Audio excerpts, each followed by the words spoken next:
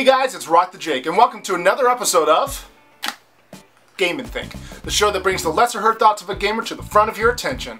Today we're going to talk about movie and TV licensed games. Basically, here's the thought. What does it take to make a movie or TV licensed game good? It's quite a topic to discuss. Movie and TV licensed games have always gotten a bad rap for just being really bad games. And most of the time, it's justified. One of the most common theories as to why licensed games usually fail is that the companies in charge of making the game have a very short amount of time to make the game. This leads to less creative ability, more chances of untested and undiscovered bugs, and these days shorter game times. Another theory is that usually a game made from a movie doesn't have enough material to extend into a 6-hour or 8-hour game, so the quality suffers. One way or another, TV and movie licensed games have gotten a bad rap for a long time. One of the worst movie licensed games I've personally played is the Blues Brothers for Super Nintendo.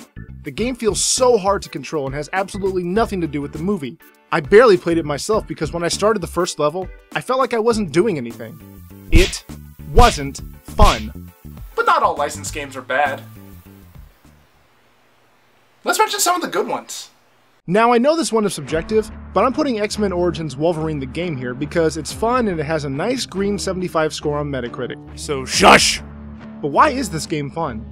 Well, for starters, it's probably the only game you'll ever play where you get to see Wolverine gorily and violently destroy his enemies without censorship.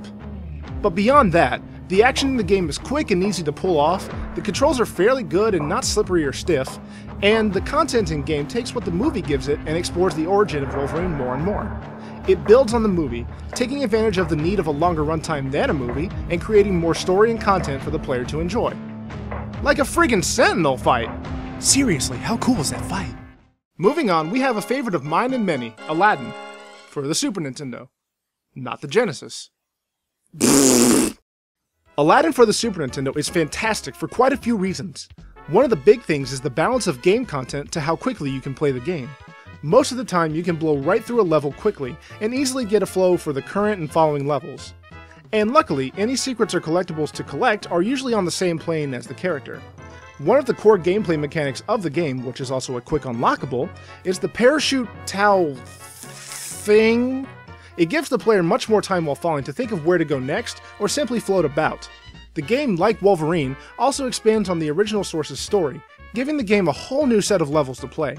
While the story of these levels would never work in the movie because it would be a detour from the main flow of events, it works in the game because it gives the chance to collect more rubies for more hearts, it introduces new, stronger enemies, and it has the gosh darn cutest and easiest boss battle ever. It's a beautiful, fun, smooth game with many fun moments, and in my opinion, it set the bar for how a movie licensed game should be made a long time ago. But what sets the bar for TV-related licenses? Well, there's a couple games that come to mind. First, there's Ducktales Remastered. Playing the game is like playing individual episodes of the show, especially with the original cast of voices chiming in every now and then. I want to see the pretty Himalayan marmots. Oh, not this time, Libby darling. I need you here looking after the boys. That, with incredible music, unique levels, and tight controls, simply adds to the catalog of fun that DuckTales can hold to its name. Finally, The Walking Dead made by Telltale is a strong contender as a checkpoint for future TV licensed games.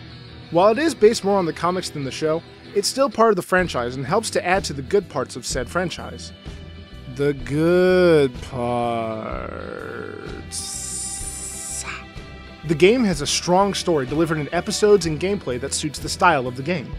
The longer you play without stopping, the more you get drawn into the world and feel the false hope and tragedy, like any good dramatic piece should. The attachments to the characters get formed, and the player becomes part of the story. Involvement is the key mechanic this game does so well. So how do these games answer the question of what makes a movie or TV licensed game good? Well, to be honest, it depends on the title. For Xmen, it's letting Wolverine cut loose. All puns intended. For Aladdin, it's the quick and fun gameplay. For Ducktales Remastered, it's emulating the show in a fun and unique way with the original voice cast. And for The Walking Dead, it's the engaging atmosphere and story.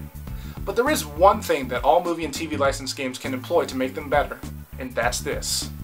Create the game to tailor to and then expand the movie or TV show. This can be adding a level or two, emulating the media through the game, or bringing the audience into the game through atmosphere. I think the key to making a good tie-in game is to ask certain questions before you start. What makes that movie enjoyable? What gives that TV show its identity? Identify that and incorporate it into whatever way it needs to be done for that game. Also, talk with the publishing company if you need more time. If you make it look good and appealing, and if it has time to be made well, it can have a legacy much like the games I've mentioned today.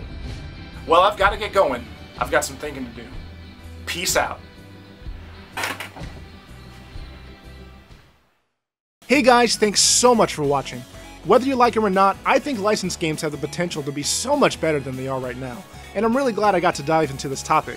Special thanks to my friend Andrew for hooking me up with the X-Men game. Go ahead and check me out on Facebook and Twitter, and if you have any thoughts you want to add to this video, go ahead and talk about it in the comments below. I want to see what you guys talk about. And finally, if you could share this video around or even subscribe to me, that would really help me out. Again, thank you so much for watching, and have an awesome day.